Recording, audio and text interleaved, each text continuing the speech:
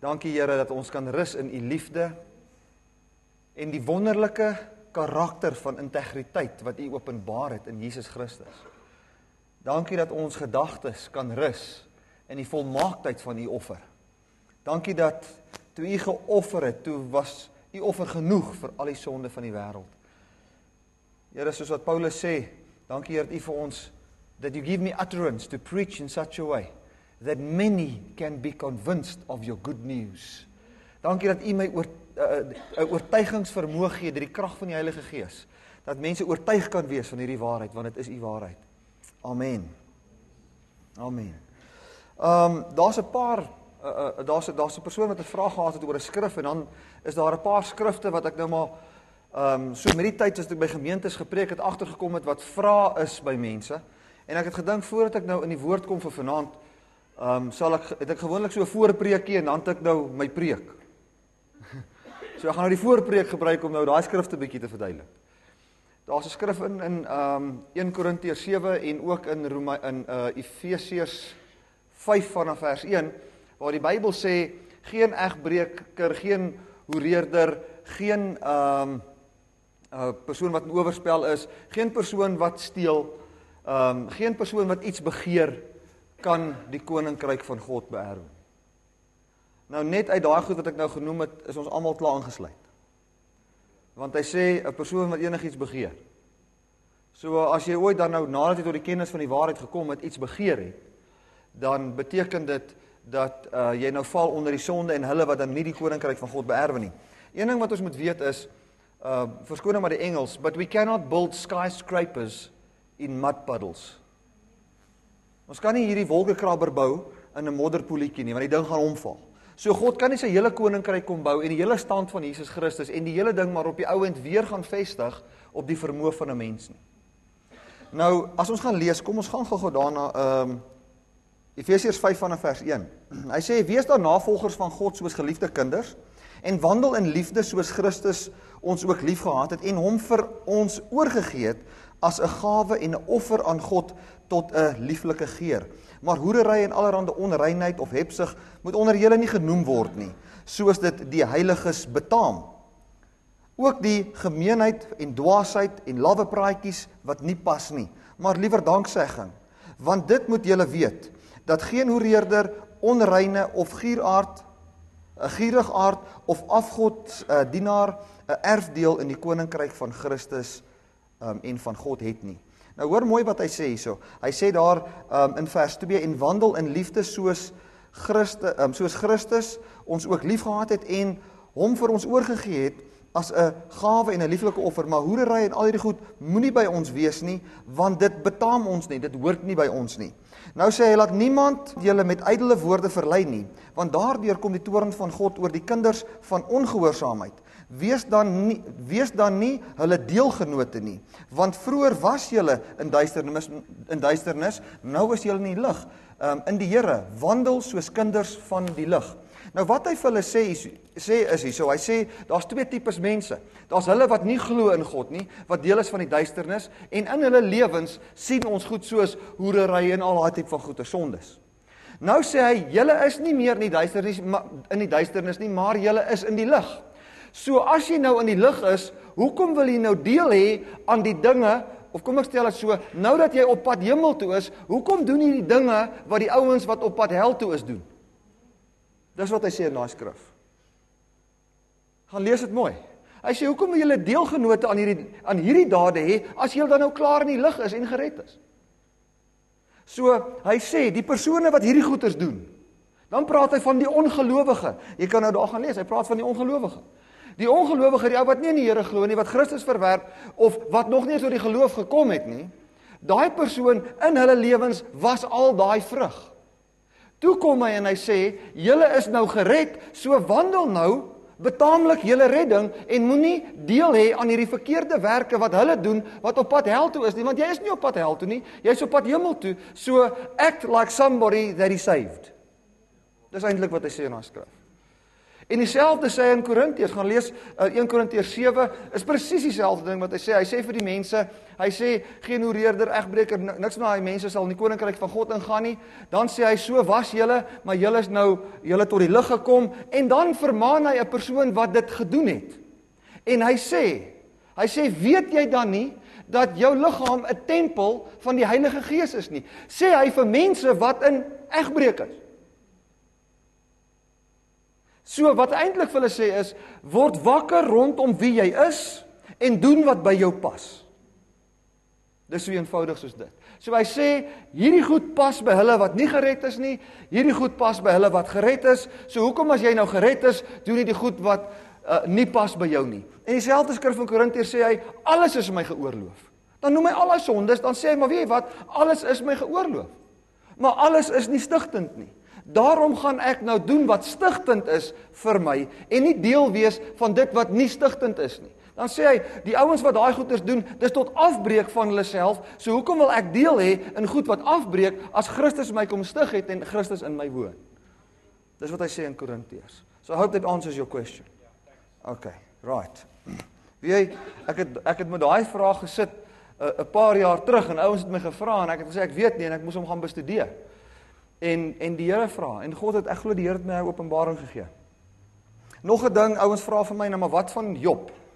Jy weet, wat van die boek van Job, en Job se swaar kry en alles. En weet jy, ek het op 'n tyd gekom, en ek het vir die Here gesê, Here, in alle respek, as ek nou die Bybelse boeke moes kies, wat er nou in die Bybel sou wees, dan sou ek ou Job maar uitgelos het. Want dit klink nie vir my na goeie nuus nie. Want hier is ou Job, hy doen nou net mooi niks verkeerd nie.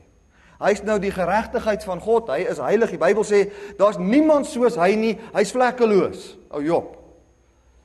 En hier kom die Here, en hy sê vir die duiwel kom nie eerste nie, die Here kom eerste. En hy sê, ou duiwel, het jy my diensknegt Job gesien? Daar's niemand soos hy nie. Hier sê die duiwel, ja, maar weet jy, as jy sy goeie goed 'n bietjie wegvat, dan gaan hy jou vloek. Sê die Here, maar kom ons maak 'n kompetisie. Dan kyk ons. Nou kyk, ek wil nie hê my God moet so maak met my nie. Nou, kyk, dit is nou net daai stilte wat jy nou gehoor het, dit noem ons nou 'n heilige stilte. Wat almal eintlik saamstem, maar is te bang om dit te sê. So, ek wil nie die Here moet so maak met my nie. Ek het gestoei met ou Job, en ek gesê, Here, en letterlik vir jare, ek verstaan nie daai boek nie.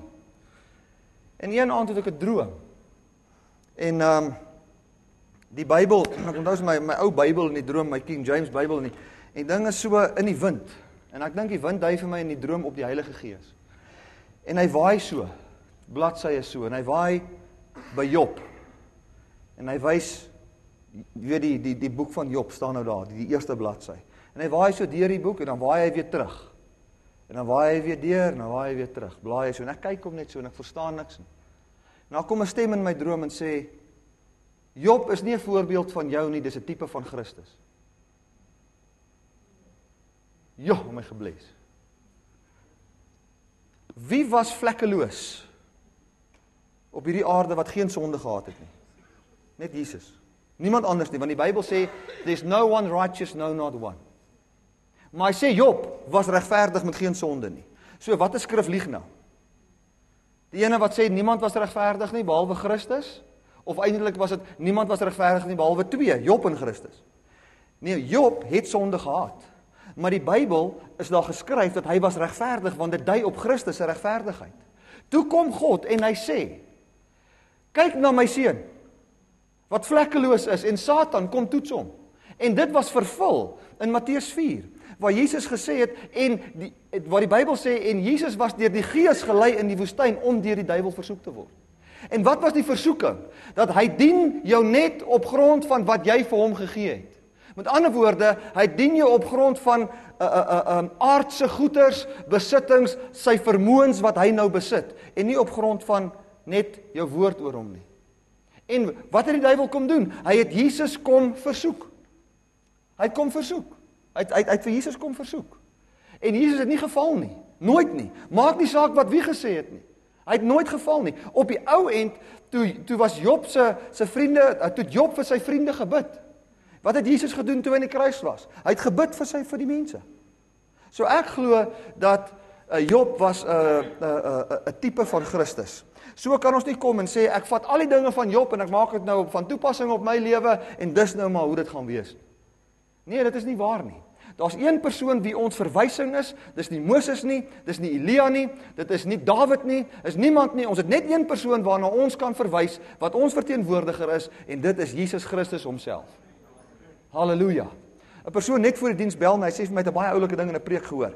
Hy sê, hierdie ou sê, hy gaan eendag na 'n gastehuis toe, en by die gastehuis is so klein Jack Russell. Hy sê, maar hy's gespierd en maar. Hy sê, want daai hond jaag die skaduwee van die boom wat daar waai die hele dag. Op en af jaag hy die skaduwee, op en af jaag hy die skaduwee. Dis so tipies van die kerk. Deesdae ons is so besig om die skaduwee te jaag. En ons kom nie by die substance uit nie. En die Bybel sê die Ou Testament is 'n skadu van die dinge wat sou kom en Christus is die substance. En ons jaag so agter die skadubeelde aan dat ons almaar en uitgeteer is, maar ons sien nie wat die Here vir ons gedoen het. Amen. So mense, ons jaag nie die skaduwee nie. Kyk, kom ek gebruik 'n voorbeeld wat jy nooit gaan vergeet nie. Jy soen nie die prentjie van jou vrou in die sitkamer as sy in die slaapkamer is. Julle sal hom onthou nie. Right. Ons het nie intimiteit met die afbeelding nie. Ons het nie intimiteit met die skadubeeld nie. Ons kan 'n diepe, intieme verhouding vandag met God homself hê, deur Jesus Christus. Halleluja. Dan is daar ook 'n vraag wat ouens baie keer vra, en dit is in Matteus 5, wanneer dit kom by vergifnis, en ook in Matteus 18. Eendag was ek in 'n gemeente gewees en ek preek die goedheid van God, en 'n persoon kom by my en hy sê vir my, wie Bertie, Matteus 18 sê, as jy nie vergewe nie, kan God jou nie vergewe nie. En ja, die ding het my geroer in my hart en ek gaan lees die skrif. Kom ons gaan gou daar na Matteus 18 toe, dan verduidelik ek vir julle die skrif. Dit word ook aangehaal in Matteus 5, waar Jesus vir ons die Onse Vader gee. As jy die Onse Vader gaan lees, dan sal jy sien die Onse Vader is vervul in die gebed van Jesus Christus in Johannes 17. So die Onse Vader is Ou Testamentiese gebed wat vervul is. Hy het gesê, Onse Vader wat in die hemel is, laat u koninkryk kom, laat u wil geskied. Die Bybel sê die koninkryk van God kom nie met sigbare tekens nie, want die koninkryk van God is in julle. Dan sê hy, laat u wil geskied. Jesus sê in Johannes 17, u wil het ek gedoen. Jy weet, u wil het geskied, en die wil was dat hy gesterf het vir ons. Gee ons vandag ons daaglikse brood, gee vir ons voorsiening. Die Here sê, my God sal altyd vir julle voorsien, na sy rykdom en heerlikheid. So kan jy deurgaan en sien dat die Onse Vader vervul is. Dan, daar staan ook geskrywe, as jy nie vergewe nie, kan jou naaste vergewe nie, kan God jou nie vergewe nie. En dit is so, in daai skrif, en in die Ou Testament was dit so. In die Nuwe Testament, wanneer dit kom by vergifnis, skryf Paulus, vergewe mekaar soos julle vergewe is. Nou ek weet, dis 'n skokkende ene, maar dit is waar daar staan. Vergewe mekaar soos Christus julle vergewe het. Want 2000 jaar terug het daar reeds vergifnis gekom vir ons. Ok, nou sê baie ons maar, weet jy, hoe gaan mense mekaar vergewe as ek jou nie meer kan dreig met die hel om jou naaste te vergewe nie? Ek sal nog steeds jou naaste kan vergewe vanuit die openbaring van wat Jesus Christus vir jou gedoen het. En jou liefde vir jou naaste, want Paulus sê, die liefde van Christus dring my, want ek is van oordeel dat as een gesterwe het almal reeds gesterwe. Ok, so daai liefde dring hom tot naaste liefde. En Paulus kom, en wanneer hy sien die mense wil nie vergewe nie, wat doen hy? Hy herinner hulle 'n bietjie aan wat gebeur het aan die kruis met hulle.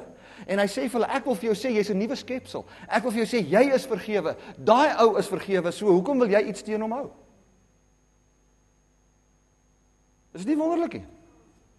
Ok, kom ons gaan gou daar in Matteus 18 toe. Dan gaan, hierdie in Matteus 18 gaan jou bless. Of Afrikaans, dit sal jou seën. Hy sê, toe kom Petrus na Jesus en sê, hoe dikwels sal ek my broer, wat teen my sondig vergewe? Tot 7 maal. So, voordat ons enigstens hierdie skrif kan interpreteer, moet ons eers kyk, wat is die fondasie van die vraag? Die fondasie van die vraag is, Hoeveel keer moet ek my broer vergewe voordat ek sal kwalifiseer, Here, dat ek het hom nou genoeg vergewe? Selfs 7 maal. Nou as jy die wet gaan lees, dan gaan jy sien die wet sê 3 maal. Hier kom Petrus en hy sê, ek voel in my eie vermoë kan ek 'n geregtigheid bewerk wat nog hoër as die wet is. Moet ek 7 maal vergewe, Here? So die vraag is, as ek geregtigheid wil behaal deur hoeveel keer ek vergewe, om vergewe voor God te staan, hoeveel keer moet ek vergewe? 7 maal, Here. Toe sê die Here, nee. As jy geregtigheid wil behaal voor God, volgens hoe jy vergewe, moet jy 70 maal 7 keer vergewe, en as jy dit nie doen nie, gaan jy hel toe. So eenvoudig soos dit. Ek weet nie, verstaan nie wat ek probeer sê. As ons vergifnis wil gebruik, kom ons gebruik 'n ander ding, as ek gebed wil gebruik, en ek sê, Here, hoeveel ure moet ek bid op 'n dag, om geseën te wees, en om te kwalifiseer? 4 ure 'n dag? Dan gaan die Here sê, 24 ure 'n dag. As jy vir die Here sê, Here, hoeveel siekes moet ek gesond bid, voor ek gaan kwalifiseer om regverdig te wees voor U? Dan gaan hy sê, jy moet al die siekes, van die begin van die tyd, tot die einde van die tyd gesond bid, die hele tyd. As jy van vra, Here, hoeveel keer moet ek vergewe, om regverdig te staan voor U?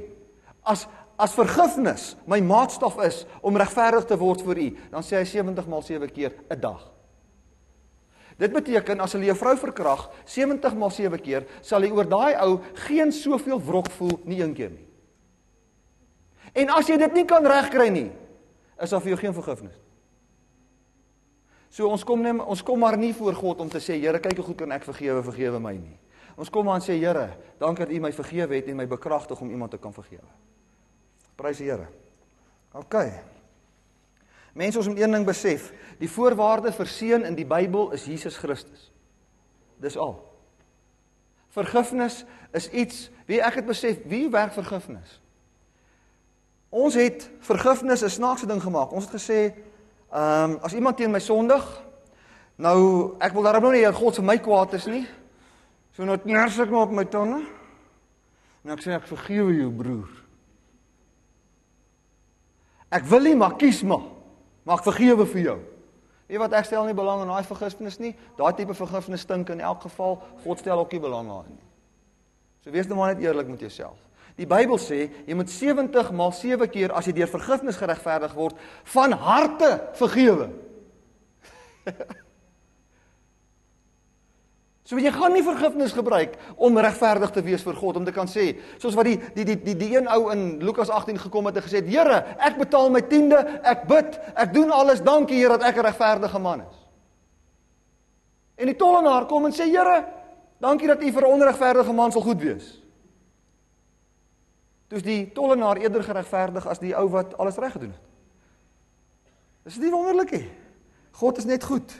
Wie mense, ek wil vir jou sê, die Bybel sê dat tugtiging is nie lekker nie. Nou, tugtiging het ons baie keer gevat as die Here straf my en hy slaan my en hy sal my deur 'n harde tyd sit, en soos ons nou gepraat het, een keer sê ek op die TV, as jy dink die Here gebruik siekte om jou te tugtig, hoekom gebruik jy pille om uit die wil van God uit te kom? Hoekom gaan jy dokter toe of hospitaal toe om uit die wil van God uit te kom? Kry 'n double dose and be taught of God. Jy weet, nee, dit werk nie so nie. God gebruik nie siekte om jou iets te leer nie. God gebruik die Heilige Gees om iets te leer. Hy gebruik nie siekte om jou te tugtig nie. Die manier hoe die Here ons tugtig, as jy gaan die boek Hebreërs lees, dan was die tugtiging aan die Hebreërs, die boek van Hebreërs wat aan die Hebreërs geskrywe was. Dit was die tugtiging, want in die boek was vir hulle geskrywe van hoofstuk 1 af, waar hy gesê het, in die ou dae, die Here met ons gepraat deur die profete, en deur dit en dit was die geskrifte van die Ou Testament. Hy sê, maar deesdae, praat hy nie meer met ons daardeur nie, maar het met ons gepraat deur sy seun. En sy seun is die vervulling van al daai skrifte, sodat jy nie meer hoef te kyk na Moses of na Elia of enige van die profete en al daai gebooie nie, maar jy kan net glo in Jesus en jy sal geregverdig wees. Nou kyk, daai was 'n bitterlike bestraf vir 'n Jood. Want van hulle se kinders was 'n week gelede doodgegooi met klippe omdat hulle in oorspel was. Nou kom sê, dis nie meer nodig nie. Het julle hierdie fliek gekyk, so Schindler's List? Ek weet nie of julle nog gekyk het nie. Dan skiet hulle mense dood, gesinne dood, 'n dag voor die oorlog eindig. Nou kom sê hulle nie die oorlog is oor. Wie hartseer is dit? En dit is hoekom hy sê, dit is 'n verskriklike tugtegang, maar die rede hoekom God hierdie goed vir julle skryf, is omdat hy julle nie verwerp het nie, maar nog steeds liefhet en sien as kinders. So moet nou nie klou aan hierdie wette nie, maar laat dit gaan en aanvaar die tugtegang van God. So wil ek vir jou sê, as daar goed is wat jy hoor, wat 'n tugtegang is, na Christus toe, aanvaar dit. Moenie sê, nee, ek sien nie kans om daai pyn te ervaar nie, ek weier, ek sal maar eerder sit met daai ou ding. Die Bybel sê, kom na my toe, almal wat vermoeid en belas is, en ek sal jou rus gee. Daai woord vermoeid en belas beteken in die Grieks beteken, come to me all you that work hard and are overburdened with the practicalities of religion. In ander woorde, julle wat voel jy werk te hard en jy's nou al moeg vir al hierdie praktiese goed van Christendom en van godsdiens. Kom na my toe, kom na Jesus toe, dat hy jou kan rus gee. Dis waar daar staan. Gaan lees dit in die message, ek dink ek het hom hier oop. Kom ek lees dit gou vir julle. Hy sê, are you tired, worn out, burnt out on religion? Come to me. Get away with me and you will recover your life. I will show you how to take a real rest. Walk with me and work with me. Watch how I do it. Learn the unforced rhythms of grace. I won't lay anything heavy or ill-fitting on you. Keep company with me and you will learn to live freely and lightly. Halleluja. Ons het dit te moeilik gemaak, mense. Ons het dit te moeilik gemaak. Nou gaan ek met my woord begin. Ek gaan praat oor geestelike oorlogvoering. Hoe werk geestelike oorlogvoering? Kom ons maak gou net oop in Johannes 10 vers 1. Mense, die Bybel sê, ons het baie keer geleer en gesê die duiwel het gekom om te plunder, te slag en te verwoes. Maar dis nie wat die skrif sê nie. Al gesê die duiwel kom om te plunder, die duiwel kom nie om te plunder, te slag en te verwoes nie. Die Bybel sê die wettiese stelsel het gekom om te plunder, te slag en te verwoes en ek gaan vir jou gou bewys. En dis waarteen ons geestelike oorlog is teen die werk van die duiwel. Die Bybel sê, en verskoon nou maar die Engels, hy sê we are not ignorant of his devices.